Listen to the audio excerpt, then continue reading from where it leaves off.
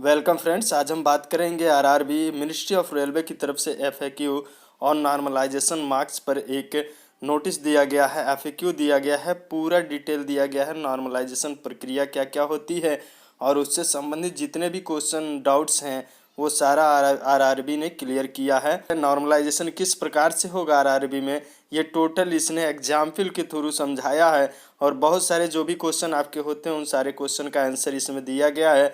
चलिए देख लेते हैं। पहला क्वेश्चन है, why examination is conduct in multiple session. तो मल्टीपल सेशन में क्यों किया जाता है, तो इसके लिए आरआरबी ने साफ कहा है कि लार्ज नंबर्स ऑफ कैंडिडेट, जो स्टूडेंट की संख्या है काफ़ी अधिक होती है और limitation of capacity of examination venue available across the country, जो पूरे कंट्री में जो वेन्यू है एग्जामिनेशन सेंटर है इसकी भी एक लिमिटेशन है, इसको देखते हुए ऐसा किया जाता है। तो अगला क्वेश्चन है, वाई नॉर्मलाइजेशन इज नेसेसरी। इसमें इसने कहा है कि जो वेरिएशन है, डिफिकल्टी लेवल है, उसको सेम करने के लिए नॉर्मलाइजेशन प्रक्रिया अपनाई जाती है जिससे सभी स्टूडेंट सेम लेवल पे मापे जाएं, क्योंकि बहुत सारे एग्जाम कंडक्ट किए जाते हैं जिसमें सबका लेवल जो होता है अलग अलग हो जाता है। अगला क्वेश्चन आता है दोस्तों, RRB had conducted examination in multiple session in the past also where they adopted normalisation. Means कि क्या आरआरबी ऐसा पहले भी करती थी कि ये अभी अडॉप्ट किया गया है, अभी का टाइम, इस टाइम में ऐसा किया जा रहा है नॉर्मलाइजेशन प्रक्रिया। क्या पहले भी ऐसे आरआरबी मल्टीपल सेशन में एग्जाम करती थी तो नॉर्मलाइजेशन होता था? तो इसने बोला है as normalisation is being done RRB in examination conduct in multiple session since year means 2000 से ये प्रक्रिया अपनाई गई है, तब से ये प्रक्रिया चलती आ रही है। अगला क्वेश्चन है, is normalisation some sorts of grace mark. तो इसमें आरआरबी ने बोला है no, normalisation process followed by RRB is scientific and static process. नहीं, ऐसा कोई ग्रेस मार्क नहीं है, साइंटिफिक स्टैटिक प्रोसेस है ये। It is not process of awarding grace mark, ये ग्रेस मार्क अवार्ड का कोई प्रोसेस इसमें नहीं है नॉर्मलाइजेशन। ये एक साइंटिफिक और स्टैटिक प्रक्रिया है। आगे देखते हैं। अगला क्वेश्चन ये आता है आप लोग का, so can normalisation result is reducing as well increasing the marks as compare to the raw marks. तो कहने का मतलब रॉ मार्क्स की तुलना में क्या रिड्यूस भी किया जा सकता है, कम भी किया जा सकता है, बढ़ाया भी जा सकता है नॉर्मलाइजेशन मार्क्स। तो उसने आरआरबी ने बोला है as it is completely depend on static parameter calculated based on performance of candidate in the session of candidate as well as candidate of other session. तो अदर सेशन और इस आपके session में इससे संबंधित ये बेस्ड है। तो इसमें क्या किया जा सकता है, इंक्रीज भी किया जा सकता है और डिक्रीज भी किया जा सकता है, क्योंकि ये टोटल स्टैटिक पैरामीटर पे और कैलकुलेटेड बेस नॉर्मलाइजेशन है। तो इसमें कम भी हो सकता है, ज़्यादा भी हो सकता है। अगला जो क्वेश्चन है, this means the performance of candidate is statically जज based on the candidate he she is competitive with. Means जिस कम्पिटिटिव से वो कंपटीशन है उनका, उनके परफॉर्मेंस पे बेस्ड है, ये टोटल स्टैटिक जजमेंट है ये। तो उसने बोला है S the process involve raw score of candidate means standard deviation of raw marks of candidate in his her session as well as the other session being normalized। कहने का मतलब ये है कि आपके सेशन में और अदर भी सेशन हैं उनके मीन्स और स्टैंडर्ड डेविएशन पर ये बेस्ड है। जो भी इसमें प्रोसेस में इन्वॉल्व किया जाता है रॉ स्कोर कैंडिडेट का, वो आपके और जो भी अदर सेशन में पार्टिसिपेट करते हैं स्टूडेंट, उनके रॉ स्कोर और स्टैंडर्ड डेविएशन से आधारित होता है। अगला क्वेश्चन है, what is the raw score, how raw score is calculated. तो आरआरबी ने बोला है the raw score is computed as under. मान लीजिए 100 क्वेश्चन है, 2 इग्नोर क्वेश्चन है, यहाँ पे 2 इग्नोर क्वेश्चन हो जाते हैं और उसने अटेम्प्ट किया है 60 क्वेश्चन और करेक्ट उसमें से 54 क्वेश्चन है, जिसमें से 6 क्वेश्चन जो है गलत क्वेश्चन है, उसका निगेटिव क्वेश्चन चला जाता है। तो इसका निगेटिव मार्क हो जाएगा, देखिए 6 का 1/3 अगर देखें तो 2 हो जाएगा। तो नेट जो स्कोर होगा 54 - 2 = 52 मार्क्स हो जाएगा। तो स्कोर आउट ऑफ 100 अगर देखा जाए तो ये आउट ऑफ 100 आ रहा था 52, बट आउट ऑफ यहाँ पे 2 क्वेश्चन इग्नोर कर दिए गए हैं आरआरबी की तरफ से, किसी प्रॉब्लम की वजह से उस क्वेश्चन में कोई कमी रही हो। तो आउट ऑफ 98 अगर देखेंगे तो इस हिसाब से निकालेंगे तो 53.06 नंबर आ जाएंगे। तो इस हिसाब से रॉ स्कोर निकाला जाता है। अगला क्वेश्चन है, this means it is not involve human intervention. Means अगर ऐसा होता है तो क्या किसी का इंटरवेंशन इसमें नहीं है, कोई भी इन्वॉल्व नहीं होता है, कोई व्यक्ति मतलब हस्तक्षेप नहीं कर सकता है? तो रेलवे ने कहा है बिल्कुल सही है, कोई भी हस्तक्षेप इसमें नहीं कर सकता है। क्यों? क्योंकि it is the totally based on calculated value of parameter such as raw score of candidate, means and standard deviation of raw marks candidate in his her session and the mean standard deviation of raw marks of candidate other session. क्योंकि ये decide होता है कि आपके session में क्या mean और standard deviation है आपके सेशन का, और जो अदर सेशन में स्टूडेंट जो एग्ज़ाम दे रहे हैं उनका रॉ मार्क्स और स्टैंडर्ड डेविएशन क्या है, इस पर टोटल कैलकुलेटेड बेस वैल्यू है जिस पैरामीटर के हिसाब से ये डिसाइड किया जाता है। तो किसी प्रकार का किसी का हस्तक्षेप इसमें होता नहीं है, आपको कंफर्म हो जाना है। अगला बात क्वेश्चन है आपका, can candidate of same session have variation in the increase decrease in the marks after normalization. कह रहा कि अगर एक ही सेशन में स्टूडेंट हैं तो क्या कुछ स्टूडेंट का इंक्रीज हो सकता है, कुछ स्टूडेंट का डिक्रीज हो सकता है मार्क्स आफ्टर नॉर्मलाइजेशन? तो उसने बोला as this is the because the raw score of different candidate are different as the raw score of candidate is also one of the parameter in the calculation, so increase decrease are one candidate may differ from increase decrease of another candidate in the same session. Please see example में इसको बहुत अच्छी तरीके से बताया गया है कि किस तरह से एक व्यक्ति का सेम हो अलग अलग है, किसी का इंक्रीज हो जाएगा किसी का डिक्रीज हो जाएगा। आगे दिया गया है एग्जाम्पल से समझाया गया है, उसको हम लोग समझ लेंगे। अगला क्वेश्चन है, the normalization marks of my competitor has increase as compare to this his raw marks but my marks and normalization marks are same. Why? क्यों ऐसा होता है कि मेरे कंपटीटर का मार्क्स जो है इंक्रीज कर दिया जाता है रॉ मार्क्स से, बट मेरा नहीं किया जाता है? ऐसा बहुत सारे क्वेश्चन ऐसे आते हैं बहुत सारे स्टूडेंट के।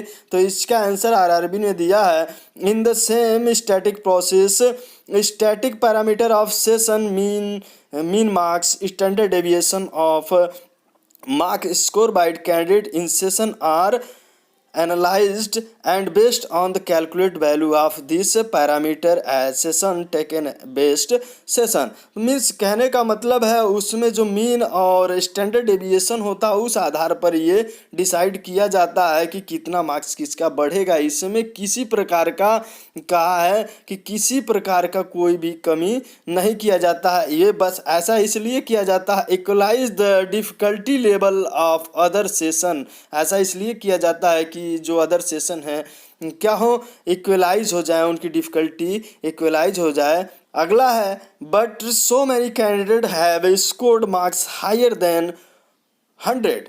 तो ऐसा भी होता है, पिछली बार कभी कभार रेलवे में देखने को पिछली बार ये मिला था ग्रुप डी और एलपी और एनटीपीसी में कि 100 आउट ऑफ 100 मार्क्स से ऊपर भी लोगों के मार्क्स आ रहे थे। तो ऐसा क्यों हो रहा था? तो इसका जवाब एनटीपीसी आरआरबी ने दिया है कि 100 से ऊपर भी हो सकता है।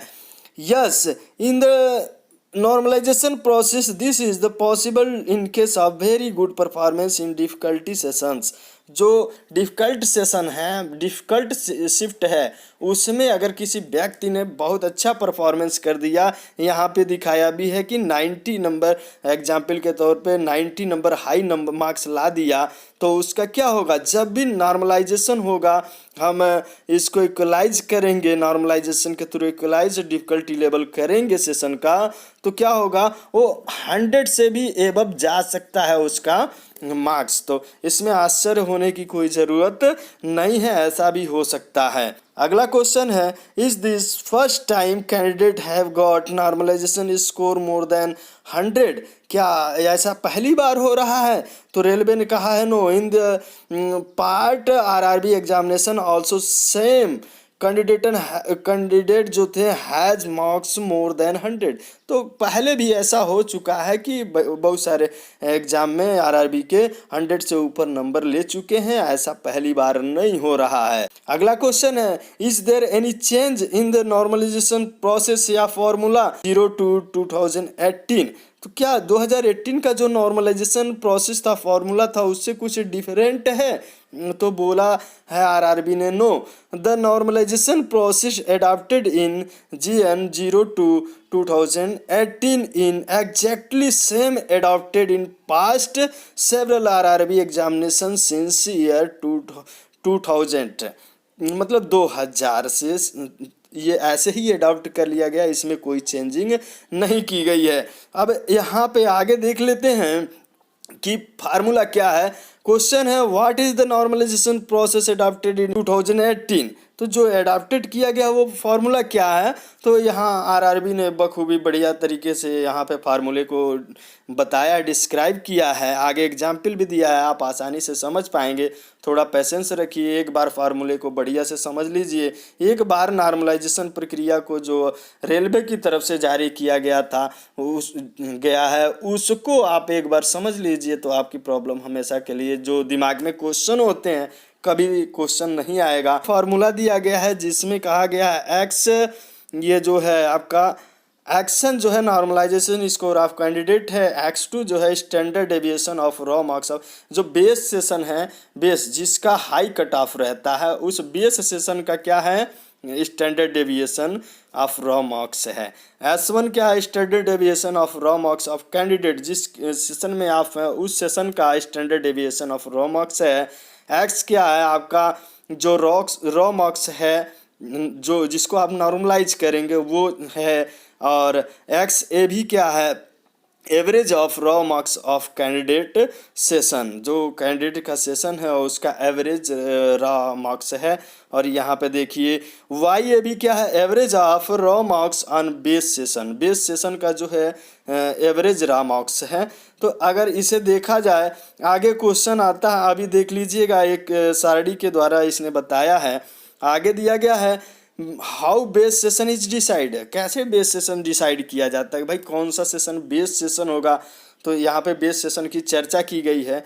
तो यहाँ है, कह रहा है अमॉन्ग सेशन हैविंग 70%, 70% सेशनों में से देखा जाता है जिसका above the average attendance of all session, बढ़िया अटेंडेंस रहता है उस सेशन का, the one of the maximum value of mean of raw score is taken as base session, जिसका जो मैक्सिमम होता है रॉ स्कोर का, वो क्या होता है, बेस सेशन मान लिया जाता है। यहाँ पे आरआरबी ने एक एग्जाम्पल दिया है, देखिएगा यहाँ दिया गया, consider the examination which is conduct in 9 session, एक 9 सेशन का एग्जामिनेशन कंडक्ट किया गया है एग्जाम्पल के तौर पर, और static parameter of session are as under, मतलब इसमें दिया गया है स्टैटिक पैरामीटर दिया गया है। पहले सेशन का देखिए, यहाँ दिया गया session number, mean of raw marks and standard deviation of raw marks, सब कुछ दिया गया है।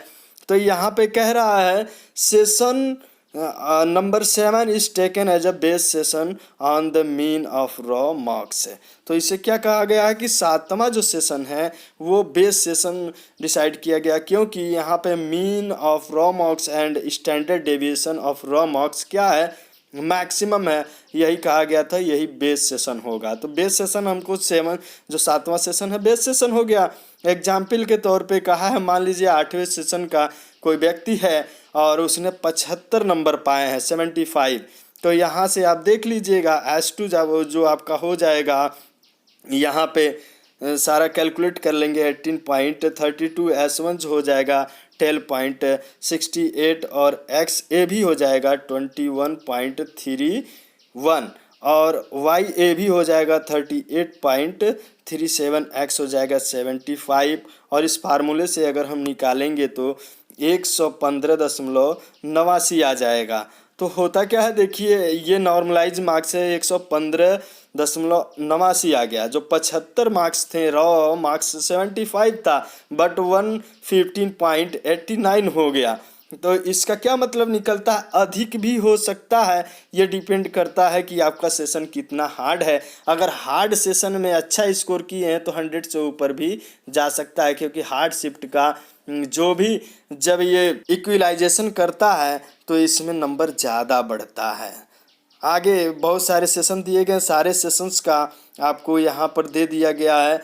नॉर्मलाइज मार्क्स निकाल करके एग्जाम्पल के तौर पे आप जा करके नोटिस को, एफएक्यू जो है आपका नॉर्मलाइजेशन मार्क्स के लिए क्वेश्चन जितने हैं, ये नोटिस जो आया है, इस नोटिस को जा करके आप देख लीजिएगा, समझ लीजिएगा।